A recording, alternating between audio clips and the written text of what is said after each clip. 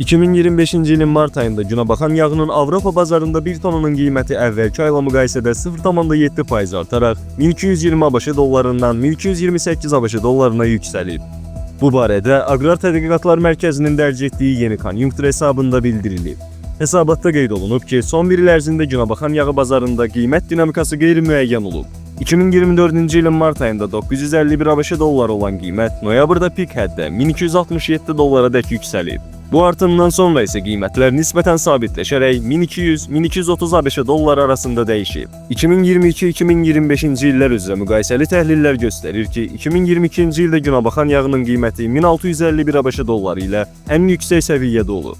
2023-cü ildə bu göstərici 1007 dollara-dək enib. 2024-cü ilin ikinci yarısından başlayaraq qiymətlərdə tədricən artım müşahidə olunub. 2025-ci ilin birinci rübündə isə qiymət 1218 dollar səviyyəsində qərarlaşıb. Bazar müşahidəçiləri bu qiymət artımını həm tədarük zəncirindəki qlobal dəyişikliklər, həm də regional istehsal və ixracat faktorları ilə əlaqələndirirlər.